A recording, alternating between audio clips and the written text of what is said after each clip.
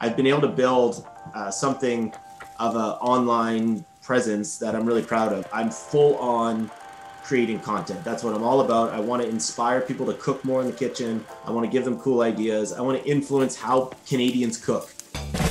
All right. Andy, thanks for doing this, man. Lovely to see you, David. Yeah, good Excited to be on here. Cool. I had mentioned this to you on our quick call this morning, but I'm going to ask you to start with a super quick 30-second intro of who you are.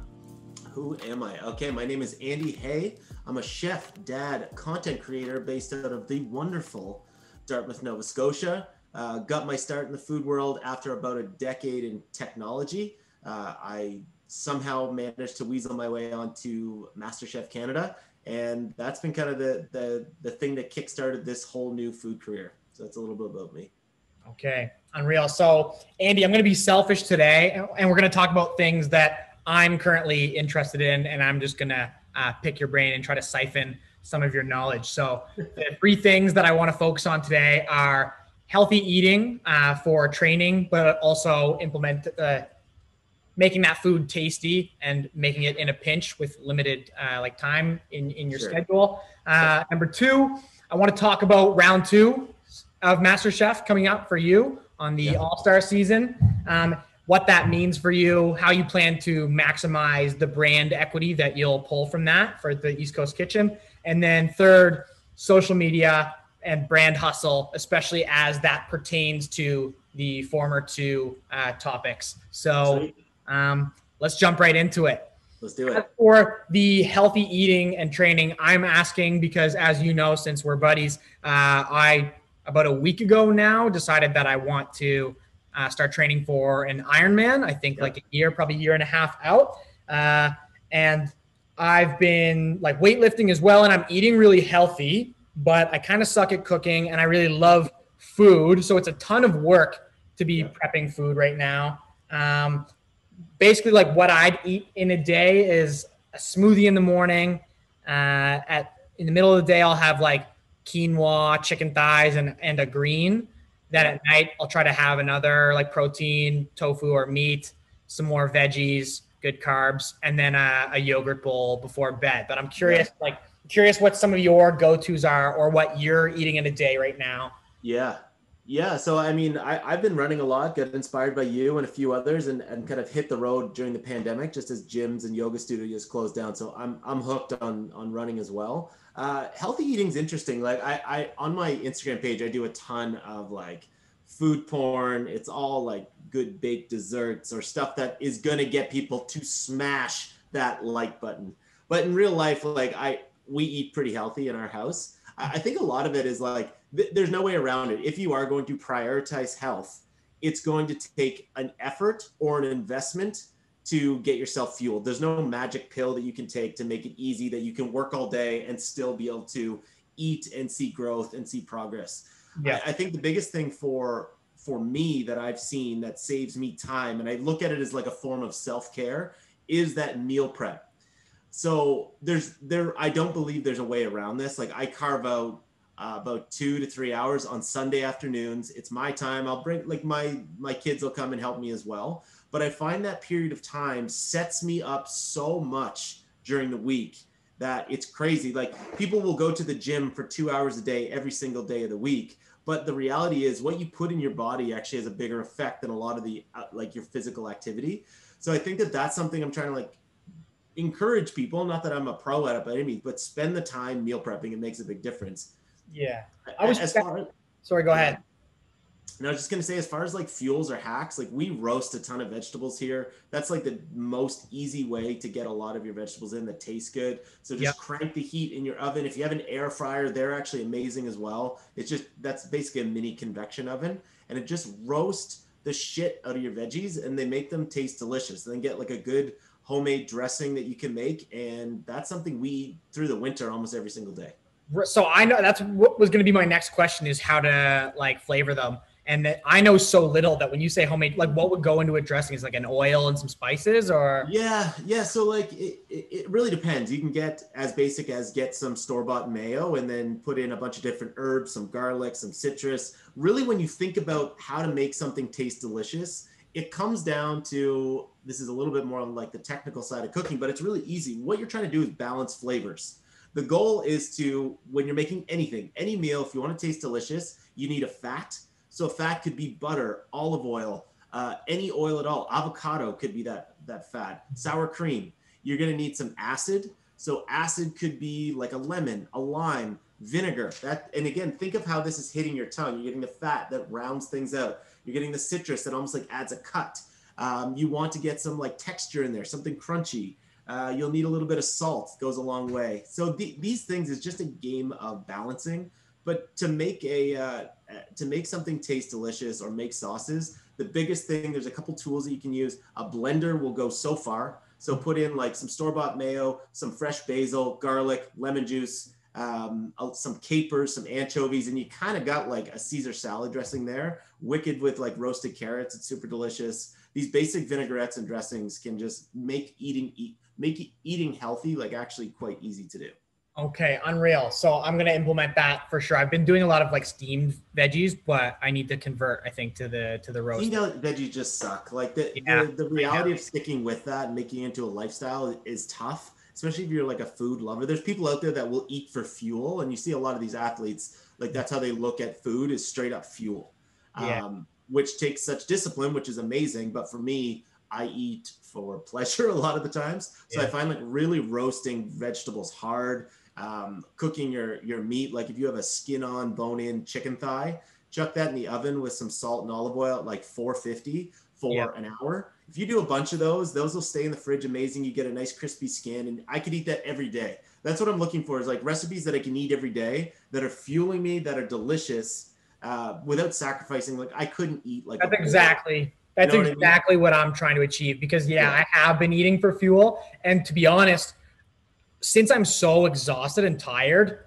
almost anything tastes kind of Yeah. good, but Yeah. I've noticed that it's not going to be sustainable. I'm like steamed broccoli Yeah. is going to start tasting pretty Yeah. shitty soon here. So I think for someone that with your sort of schedule, carving out that hour and a half, 2 hours on a Sunday to bang out meal prep, yeah, it is incredible the amount of time it saves you throughout the week. And if you can get smart with it and just make like a big batch of quinoa, like you could have a huge quinoa salad made on Sunday that will last until the following Friday. You get some chicken breasts in there, a couple pieces of tofu. I've been using this air fryer lately, and it's incredible. Like you can cook a full chicken breast in like 10 minutes. what one are you using? I've got the Ninja. Like it's nothing fancy, just got it at Costco. What do But they go for? sorry, What do they go for? it's $100. Oh, sweet. And it's awesome. And you can, if you wanted, for people that want like crispy stuff, you can bread things and chuck it in there. It's just a convection oven, so it's just moving air. But it's been amazing. Like I during the week I rarely use anything other than that, especially when I'm feeding my kids. I'll just like chop up sweet potatoes, put some olive oil on it in the air fryer for like 15-20 minutes, and it comes out perfectly roasted. Feed the kids that and like a fried egg. And it's quick, it's easy, it's delicious, and they eat it. So Okay, I've been killer. pretty impressed with it. Yeah, you're answering all my questions because that's what I've been doing. Starting to do on Sundays is like mix up rice, quinoa, lentils, make a big batch of that, and then some of the meats and veggies. But I was kind of curious how long that usually lasts you. And you're saying Good. like Keep it till in the Friday? fridge. Yeah. Yeah, I'd say like Thursday, Friday, and I think that's a big thing. Like there's a lot of people like yourself who commit to the physical part of it all, but like what you fuel, as you know, is just as important, if not even more important. So it's Yeah. like it's dedicating yourself to that level of commitment for the fuel, and what you're feeding Yeah. yourself will just make things so much easier and just 100%. avoid lapses. So it's that time on Sunday. That time for me works. Other people is different, but I Yeah. commit to that. It is like a form of self-care that I think people need to commit to, because it really does make a difference. Totally. And Graham and I, who's behind me, were having this conversation last night. I was like, because we've been enjoying some of the free time that we do have because we don't have girlfriends or kids or anything. We've got a lot of time in our evenings. And it's like, we were cooking every night, and you're committing probably 45 minutes to like just the cooking, Yeah. and then 20 minutes to prep, 30 minutes to like clean up. It's like 2 hours a night. You Yeah. can earn 10 hours in your week, Totally. spending 30 more minutes making more Totally. on Sunday. So Yeah. yeah. And for some people, I think that it's just like, if you're not a cook, find out where you can spend your money to. There's lots of meal delivery services. There's ones that are pre-made. I've been using these like Revive smoothies in the morning that like save so much time and give me so much fuel Yep. that there's ways around it. If you're not a cook and you would rather be working, well, I think it's like, maybe it's not a time investment, but it's going to require a money investment, and that's Yeah, okay too. for sure. The last question I'm going to ask specifically on food is about the yogurt bowls. So the other night I posted an Instagram story and you mentioned that you just had one yourself. I'm obsessed with these. And I was listening to a Nike trained podcast, and they were talking to this nutritionist, and he was talking about how every night before he goes to bed, he has these yogurt bowls, and he said they're basically like ice cream. And I used to just crush Ben and Jerry's ice cream. And I was like, this is probably a little bit better. So what's in your yogurt bowl? So I've been eating frozen berries before bed for so long. It's just like, it's like a way for me to curb the munchies without eating something that's like terrible for me. But I was the same. I was eating it just like straight up frozen berries until I recently started reading about the antioxidant benefits of when you're running, when you're training. It actually is like breaking apart your body. So having like a large intake of antioxidants help repair some of the damage that you do during training. Okay. So I kind of doubled down on these frozen berries. So for me, it's a frozen berry mixture of like blackberries, raspberries, blueberries. I usually put a little bit of coconut yogurt in there. I'll put in a little bit of chia seeds. And then if I'm like quite hungry or had like a big training day, I'll also break apart like a made with local bar or a little bit of granola on top. Yeah. And just go to town. So that's lovely for me. I love that. Okay, sweet. I've had some of the made with local, like the granola that you bake yourself, and I've been meaning to incorporate that into the bowls. I'm thinking like chia seeds are good.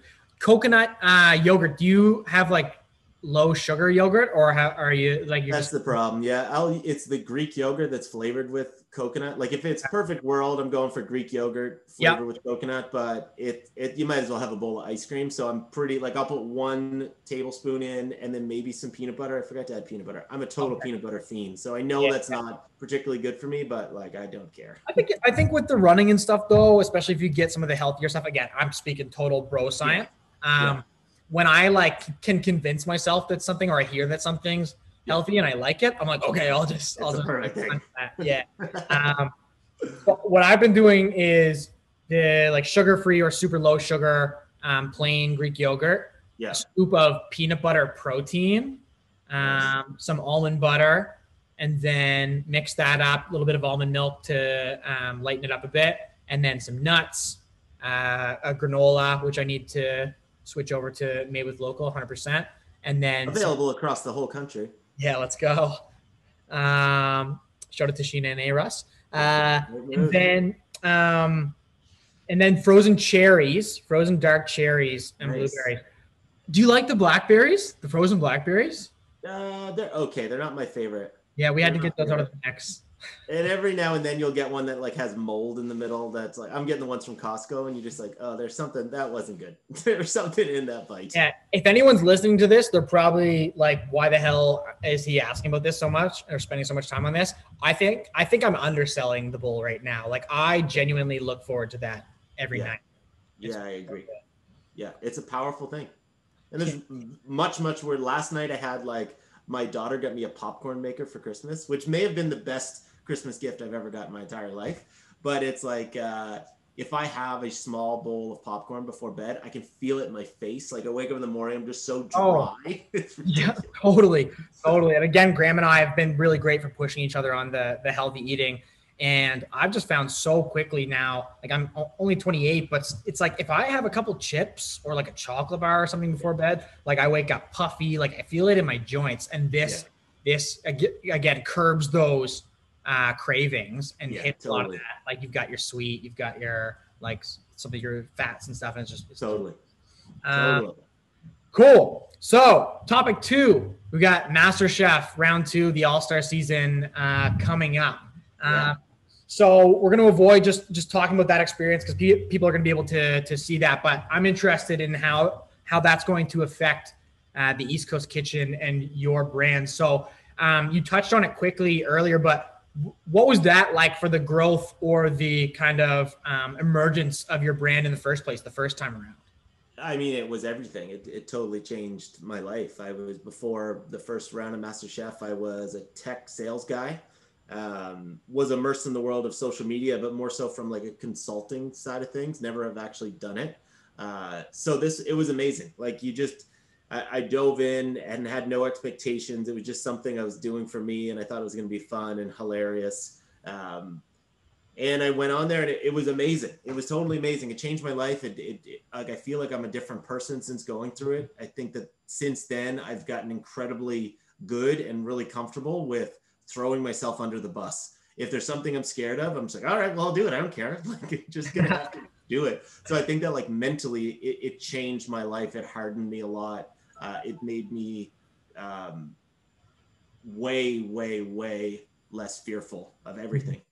So I owe so much to that experience from like a straight up career perspective. Like, you come out of the washing machine that is MasterChef. And last time I knew I did well. I finished second, and I knew that there was going to be a lot of promotion and a lot of excitement. I knew that I kind of made it very far for an East Coaster. So I knew that there was going to be a lot of pressure and a lot of excitement around that. So I just kind of dove into it. And I think the first time around, it was all about like establishing and proving to myself that I could, like, at least hang in this industry. It's one of these things that I felt very much like an imposter, and still do. But that was what the first round was all about. And even once getting off the show, it was just about like establishing myself locally and making myself feel that I'd made the right call, that I can hang in this space, and try to make something of it. That was the whole goal. So Yeah. it was amazing. It was totally amazing.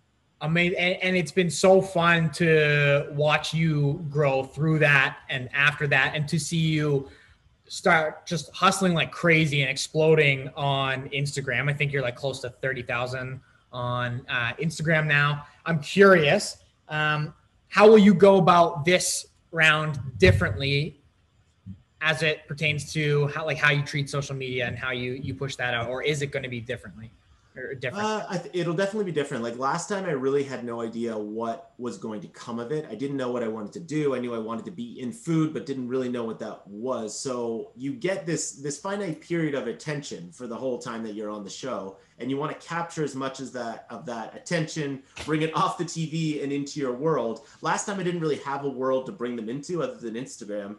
And this time around, I've had a really lucky year, which I know is crazy to say with 2020, but I've been able to build something of an online presence that I'm really proud of. So now I'm more focused. I know the value I can provide. I know what I'm pretty good at. And I know that I'm full on creating content. That's what I'm all about. I want to inspire people to cook more in the kitchen. I want to give them cool ideas. I want to influence how Canadians cook. That is my overall goal. Is I love what I'm doing. I love the technical aspect of creating videos, and doing it in interesting ways. So I have no idea what this is going to bring. Last time, if you told me where I'd be 3 years after the show, it's hard to fathom. So I really don't know what could happen. I Right. literally have no idea.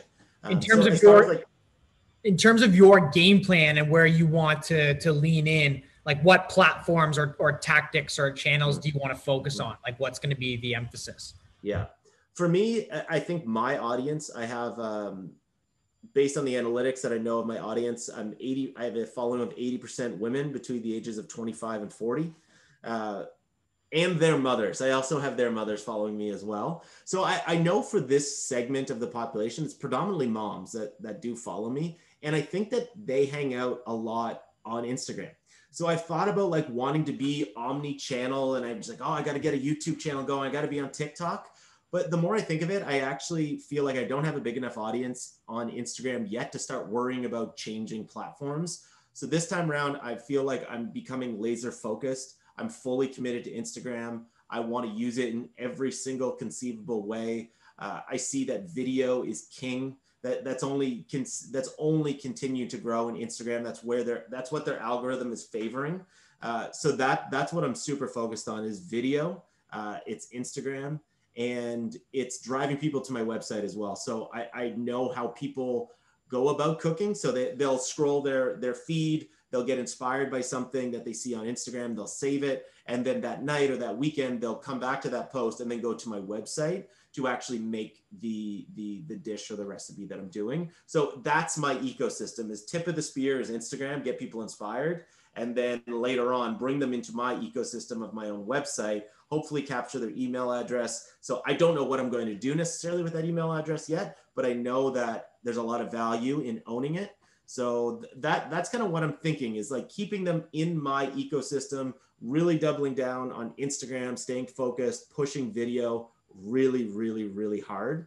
Because I also think that there's room at the top in the food space in Canada specifically for creating really, really high quality food content. Because I think there's an opening. Yeah, what a wild opportunity that you can identify that. And it is pretty clear cut if you work in this space, what the move is. Like everyone knows that it's focus on video, focus on reels, focus on consistency, and just making stuff that people are interested in. And I applaud you. And I've done that on a personal level a number of times now. Like I can't believe how many videos you've been pumping out so consistently. How many was it with the quarantine kitchen when we were fully locked down at the beginning of COVID? How many days in a row was it that you did the stories for? I did 100 days straight. Man, yeah, from March 14th until almost June, did every single day. And that was incredible for so many reasons. Like I was able to more than double my following on Instagram.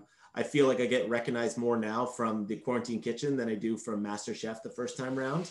And it was just like, it was a very powerful thing. It flexed my cooking muscles. I now have like a repertoire of recipes that I can go back to that are vetted and tested. They're up on my website. I have all that content built. So what I'm also doing now is like going back, finding the one that resonated strongly with people, and now building like video around those. So it was an amazing, amazing thing. Like that quarantine kitchen at the time, like it kept our family sane and probably made us insane. But it was, I'm so thankful that I did that, because that actually changed my life as well, that whole experience. Yeah, absolutely. And two things quickly on that. I've also come to a similar realization where you're talking about repurposing content. I've always been so precious about not reposting something, because I'm like, you're actually talking about altering the format. But I've noticed myself being like, oh, I could post that photo, and then I'm like, oh no, I posted that 2 years ago. I know. No one cares. I look at people like in food specifically, like the ones that have 500,000 followers. And if you scroll like slightly down their feed, you can see that they almost just repeat the same like 24 posts, because they know they're good. They know they're good recipes. They know that their audience likes them, and they're constantly growing. So I feel like I'm the same. Like I'm always very rarely putting up old content because I'm just like, I have to create new. And I think that slows me down in some ways. So that's something I want to get better at looking into this year, is like using good quality older content that performs well, and not being shy to do so. Yeah, I hear that. I think also part of it probably is earning almost the right to be sharing stuff that's so awesome that a million people are going to see it and like it. So you put in that work of making original stuff for a couple of years or however long it takes, and then you might be able to get a little bit more strategic rather than just pure hustle.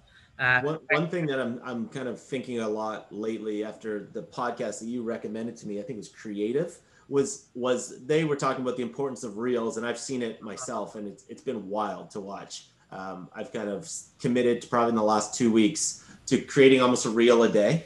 And I think that's a fun thing to do anyway, but I think what it's done for me has unlocked something in my brain where I was so protective of my feed, where I was so worried to keep it highly curated. But that was like an aha moment. It's like, don't worry about your feed. Don't worry about it. Like, just create content, create constant good content. But if it's something created off your phone and it's not perfect, it's okay. It doesn't matter. The algorithm, A, is going to reward you, and B, you stay top of mind for people, and it just flexes another muscle and get better at like creating content on your phone.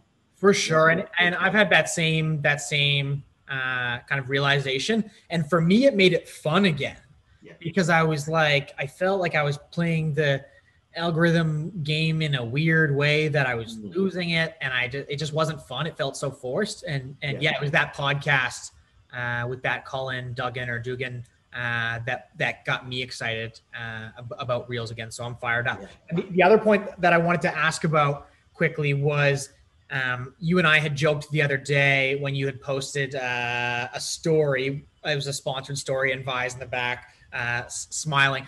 Like, you've done such an amazing job, and I think partially this has probably come naturally to you, but also having been on TV in a focused way over a period of weeks, like, you've obviously picked up a lot of skills doing that. Are you still having a blast? Because it looks like you guys are all having so much fun on camera. Is that just your acting skills, or are you still just loving it? I mean, I feel pretty freaking lucky to do what I do. I cook in my own kitchen basically for myself and for my family. Very little stress. And this past year, even for the business is continue to grow. So yeah, I'm having a blast. Yeah. There's times when I'm trying to incorporate the girls, my daughters, and it can be painful. But those are lessons learned. I can't have them in everything. They're getting older. They don't want to do it. So yeah, it's still an absolute blast. I'm having so much fun cooking. I'm also having a ton of fun like learning how to properly create videos. That's something that I've always been intrigued with. I've watched you do it from almost day one. My brother-in-law Jeremy, I've been watching him do it as well. So I find that whole world and learning how to create cool video really compelling too. So I'm having a blast. It's very stress-free. I can't complain.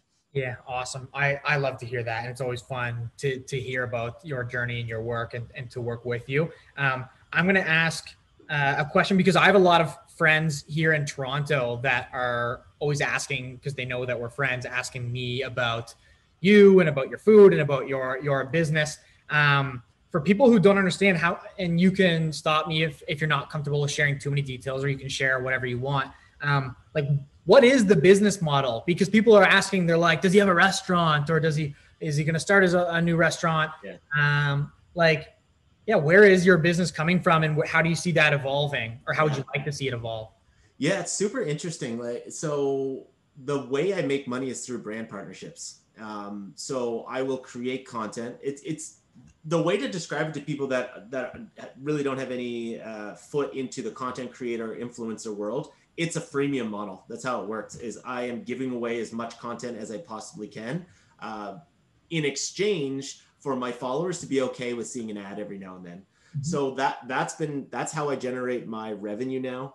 Um, Ever since I passed like a specific follower threshold, I've gotten more opportunities coming my way. I think that being in a niche of food has actually been majorly beneficial for me, because it makes sense for CPG brands, for really anything related to food. They're looking for people across the country that can talk to their audience. Yeah. So I do work with an agent that helps me kind of manage the brand partnerships. There's a few different platforms that you can use. Like I use a platform called #paid, where it's basically a marketplace where I have all my kind of profile on there. There's brands that come in, they can see the overlap, and then they paid me to create content. And that was probably my biggest motivator for pushing into video, because I was doing like sponsored photos, and there's a cap on photos. And also there's a lot of competition in photos, because a lot of people can take pictures on their phone now. Yep. So that motivated me to push into video, because the paychecks are exponentially larger than video. And I think it was actually something you said. Like I put up one of my first videos, and you said, like, you're going to get access to production budgets. It's not just influencer budgets that you're going to get full production budgets. And that was like an aha moment for me, being like, holy shit, if I get good at this and I can do it by myself, the margins are going to be insane. So that's been what I'm doing, and it's working, knock on wood, right now really, really well. I'm making really solid income. I see like definite six figures absolutely this year, which I have a hard time believing that's even possible. Amazing. But it's been the transition to video that's fueled it. But that's the business model now. It's very like one-legged, which I guess is a little bit of a concern, but I'm not too worried about it yet, because as like Instagram could go away tomorrow, it's not going to. it's going to go away at some point, but I feel like my audience is very comfortable on Instagram, and they're not going anywhere. So once I feel that the audience starts moving, I will absolutely move. But right now, I just feel in the next 12 months, Instagram's not going anywhere, I don't think. So I'm just like laser focused on building out that model and just trying to drive as many followers as possible, because then those paychecks for the videos go up and up. Yeah, and I guess you're already taking some steps with the email, like building that email list, and I'm sure you've got some other things. Like looking into the future, how do you see it perhaps evolving? Like it should Instagram, or if Instagram were to go away next year, what would be the most natural move? Like, is it YouTube? Is it books? Is it like I've what? never heard of books before. I think for me, it's hard to tell. It really depends. It could be something that we don't even know about, but the reality is good content will always get eyes on it. So as long as I'm fully focused, which I am, on creating the top quality content that I can and making smart investments into building better content, I will go to where the people are, but content will remain the top priority for me, because I think that's all users care about. So where it's going, I don't know. I don't foresee Facebook losing right now. So I don't know. I would like to someday have like get on actual TV, cable TV, whether that's through any of the cable services. I would really like to get like a TV show. I think that would be really powerful. But as far as like other social channels, I don't know yet. I don't feel like I have a big enough audience to put the investment and focus into YouTube. Right. And TikTok, I don't think my audience is there. So I'm not gonna push into that yet. So it's just waiting to see what happens. Yeah, fair enough. Also, I can't tell if you were making a joke or misunderstanding my question or not. Did you think books was another social media platform? Oh, I meant yeah, like I thought you said YouTube or books. I don't know what books is. Oh, like an actual book, like making a book. yes, like a cookbook. I would love to do a cookbook. Cookbooks are funny. Like I get asked a lot, being like, "You should do a cookbook." It's like, yeah, it's a dream of mine to have a cookbook, but the reality is, you make zero money off cookbook unless you're like a multi-million like sales. You really don't make any money. It's more of a get your name out there more, and I think it gives you like validation, but for me, like to take my foot off the pedal, to put the amount of effort into An astronomical amount of work. It's just a lot of work. Like a reel that can get 100,000 views. Exactly. So I feel like for me, it's all video, it's all social, just digital content, 100% focused. Yeah. Okay, cool. So I've got, I sort of like ran through the social media thing without actually separating that section out, but I've got one last question for you. And that's that I've seen your brand evolve and transition over the past few years, and your audience has as well, from season 1, Masterchef, just pure East Coast Andy. Like everything was East Coast through and through. That's certainly not been, I don't think, lost. That's not been sacrificed, but we've seen your brand expand and grow into like more of a lifestyle brand. The food has evolved as well. How have you noticed that change, and how would you like to continue to evolve that? Yeah, I think a lot of it was the East Coast part was very intentional when I was creating the brand, because I knew that East Coasters support East Coast, and I knew for me to do anything in food, I was going to need to have like East Coasters rooting me on. So that's kind of how it started. So yeah, very intentional in that East Coast vibe. But I think a lot of what I've done is I still have maintained the vibe of East Coast as much as I can, but just trying to be authentic to where I'm at in my life. Like right now I have 2 little girls. I'm running my own business. My wife is busy. So it's kind of being authentic as we can. I don't have like a master plan necessarily of what I want the brand to turn into. I just want it to remain authentic, to have like elements of East Coast. So I don't know. There's elements of like dad in there as well, which I think is fun. It's lifestyle. I like moving more towards lifestyle, because I think that that in a way diversifies me a little bit. So whether that's through like home projects, travel, just that overall lifestyle through the lens of food, I Yeah. think that that really gets me excited. Like when people ask me like, what's the master plan? What do you want to do? I always say like, my goal is to be a poor man's Anthony Bourdain. I want a food travel show. That's my ultimate goal. I have no idea how I get there, but I just use that as my North Star. And like, how whatever gets me there. I feel like this is helping helping me right now, like getting better at video, still telling stories through food. But I think that that's where I need to get better at, is like the storytelling and the production side of things. And then just try to tell that brand story as it evolves. I think I just got to roll with what feels authentic. Yeah, well, I think from the outsider's perspective, you're definitely on that path and making all the right moves, taking all the right steps. And I think you've done an awesome job of maintaining that authenticity. And I think it speaks for itself. And that's why people have really, aside from the quality of the videos, the quality of the food, that's why people have really chosen to invest so much time in the brand, and why I love what you're doing so much. So all that said, man, I said I'd try to keep this short. I don't know how long we actually went, but I feel like you just provided a ton of value for anyone who might be interested in the topics that we chatted about, in terms of like specific tactics, some really awesome information for people who might not have had as much behind the scenes info on your business. I'm going to send this to a few of those friends that are always bugging me, trying to ask questions about your business.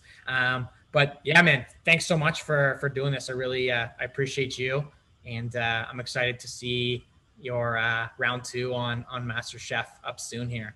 I'm excited, buddy. I draw a lot of inspiration from watching your hustle as well. So it's a mutually beneficial relationship. Appreciate that. Love you, brother. Peace out, dog.